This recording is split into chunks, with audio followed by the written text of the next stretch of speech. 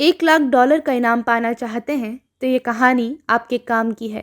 आपको एक आदमी की खबर पुलिस को देनी होगी, लेकिन भारत की नहीं, अमेरिका की पुलिस को। अब आप शायद पूछेंगे कि किसी अमेरिकी अपराधी की खबर हम भला कैसे दे सकते हैं। बात दरअसल यह है कि जिस अपराधी की बात हो रही है वो भारतीय है और कोई ऐसा वैसा अपराधी नहीं है। अमेरिकी संस्था FBI की टॉप 10 मोस्ट वांटेड लिस्ट में इस शख्स का नाम शामिल है। FBI की वेबसाइट के अनुसार ये शख्स खूंखार है और 6 साल से इसे पकड़ने की कोशिश चल रही है। भारत से हजारों लोग तरक्की और बेहतर जिंदगी की तलाश में अमेरिका का रुख करते हैं। इनमें से अधिकतर की पहचान 3 अक्षरों में सिमट कर रह जाती है, NRI। महज गिनती भर के लोग होते हैं जो इन 3 अक्षरों से परे अपनी पहचान बना पाते हैं। उदाहरण के लिए सत्या नडेला, सुंदर पिचई, ये वो लोग हैं जिनका नाम सुनकर आप फक्र महसूस करते हैं कि ये भारतीय है।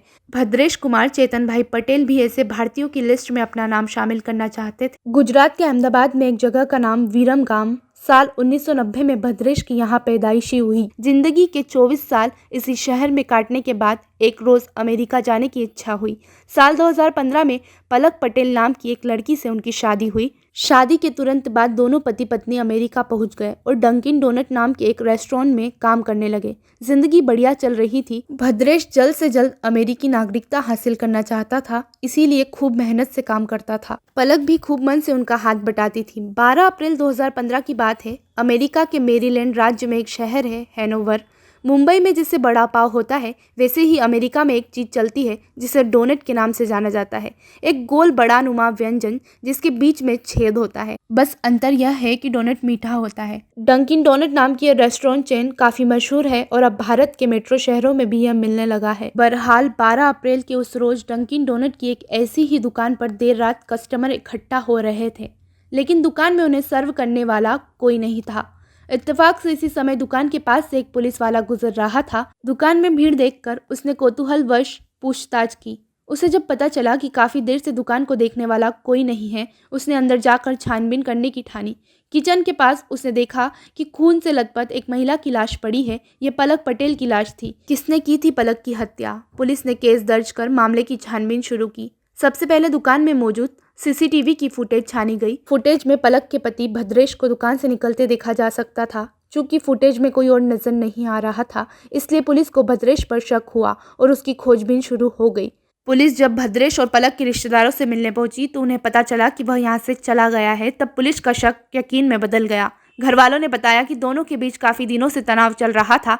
शुरुआत में पलक अमेरिका आकर खुश थी, लेकिन उसे लगता था कि कुछ महीने बाद वो भारत लौट जाएंगे। दोनों का वीजा भी एक्सपायर होने वाला था। उधर भद्रेश के इरादे कुछ और ही थे। वीजा की अवधि खत्म होने के बाद भी वो अमेरिका छोड़ने को तैयार नहीं था। इस बात पर दोनों में आए दिन बहस होती थी। कुछ और लोगों से पूछताछ के आधार पर पुलिस ने माना हत्या के रोज दोनों में इसी बात को लेकर बहस हुई थी, जिसके बाद गुस्से में आकर भद्रेश ने अपनी पत्नी की हत्या कर डाली। हालांकि पूरी कहानी तब ही पता चल सकती थी जब भद्रेश हाथ में आता, लेकिन वो तो हवा में जादू की माफिया गायब हो गया था। तहकीकात के दौरान पुलिस की मुलाकात एक कैब वाले से हुई। उसने भद्रेश की फोटो देखकर उसे झट से पहचान लिया। पता चला कि भद्रेश कत्ल करने के बाद दुकान से अपने घर आ गया था। वहां उसने कुछ चीजें ली और फिर टैक्सी पकड़कर होटल में रहने चला गया। यह होटल अमेरिका के न्यू जर्सी शहर में एक एयरपोर्ट के नजदीक है। टैक्सी वाले ने यह भी बताया कि पूरी यात्रा के दौरान भद्रेश एकदम शांत था। उसका चेहरा देखकर कोई नहीं बता सकता था कि उसने अभी अभी एक कत्ल किया है। न्यू जर्सी के होटल से मिले CCTV फुटेज से पता चला कि भद्रेश एक रात होटल में रुका था। अगली सुबह वो होटल से निकला। 13 अप्रैल के रोज सुबह 10 बजे आखिरी बार उसे एक रेलवे स्टेशन पर देखा गया था। भद्रेश गुजराती कम्युनिटी से आता है, इसीलिए पुलिस ने हिंदी, गुजराती तमाम भाषाओं में उसके पर्चे छपवाए और जगह जगह बांटे। हालांकि इससे कोई फायदा नहीं हुआ। 2 साल की कोशिश के बाद मामला FBI के पास पहुंचा। अमेरिका में FBI का रोल कुछ ऐसा ही है जैसे भारत में CBI का। FBI मुख्यतः आंतरिक सुरक्षा से जुड़े मामलों को देखती है, लेकिन ऐसे जुल्म जो किसी राज्य की बाउंड्री क्रॉस कर जाए वो भी FBI की अधिकार सीमा में आते हैं। FBI ने बड़े पैमाने पर भद्रेश की खोज शुरू की। पता लगाया कि उसके जान पहचान के लोग कहाँ कहाँ रहते हैं। भद्रेश के रिश्तेदार अमेरिका के कई राज्यों में रहते थे, साथ ही कनाडा में भी उसकी जान पहचान थी। FBI ने इन सभी जगहों पर छानबीन की, लेकिन भद्रेश का कोई सुराग न लगा। यहाँ तक शक ये भी उपजा कि कहीं भद्रेश किसी दूसरे देश तो नहीं चला गया। वीजा एक्सपायर होने के कारण वो कानूनी रूप से ऐसा नहीं कर सकता था, लेकिन फिर भी उसकी कनाडा या मेक्सिको पहुंचने की संभावना थी। अब उसे पकड़ने के लिए FBI के पास एकमात्र चारा बचा था, मोस्ट वांटेड लिस्ट में उसका नाम शामिल करना।